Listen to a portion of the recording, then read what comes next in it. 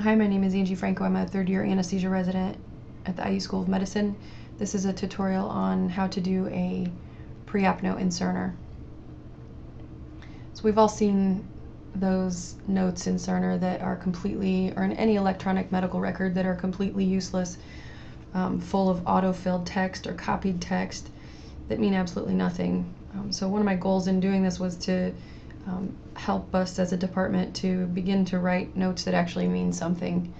When we're looking through a piece of chart, we always look for that one piece of cohesive information from a thoughtful physician that tells us more than pages and pages of autofill.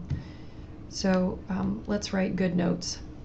So this tutorial is divided into two parts. First, I'm going to show you a couple things about Cerner that'll make these notes easier, and then the second part is that we will go through the actual note. So a couple Cerner tidbits I'll show you. One is document types. So whenever you open a new note, you need to make sure that your document types are set correctly. If you don't have anesthesia records up here, you have something else, go to View, Customize, Document Types. Takes a second to load. A long second. And then I already have anesthesia records over here, but if you don't have anesthesia records, then find it over here and move it. Click Apply. And then here you can also put your personal note type list so that it's just you. And then click OK. And then this becomes useful when you're looking for notes using clinical notes, which is a good way to look for notes because they're all filed well. And that's the document types is what puts the note here. So number one, make sure your document types are set up.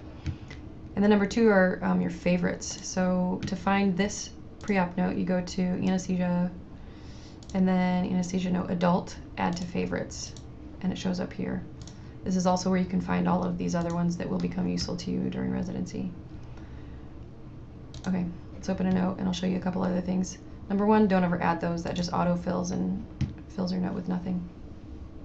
Okay, my other Cerner tidbit is how to make a macro. So this consists of these notes consist of a lot of clicking that can become cumbersome, so you can create a macro, and I have one for a healthy patient. So if I have a healthy patient, all I have to do is click this and it autofills a basically healthy past medical history. No stroke, seizures, hypertension, coronary disease, asthma, stuff like that. And then to clear it, you can just click clear. And then I also have a VA patient that has basically everything.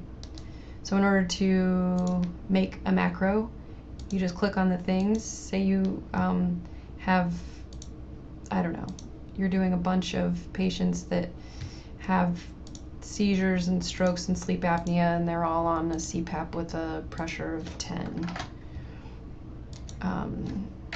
Then you can click on all of those things and then right click, save macro as. These are your seizure patients. And create new.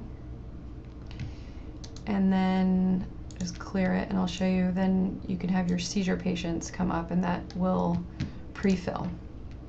And then the last Cerner tidbit is this published view. So this is really important, and you should check this often, especially when you're first starting to write these notes. It'll show you what the note is going to look like to the outside world once you sign and submit your note.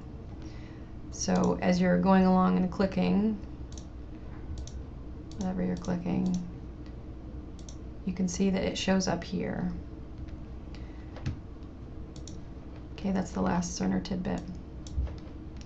Now we'll move on to, we'll actually go through an actual note, how to write it.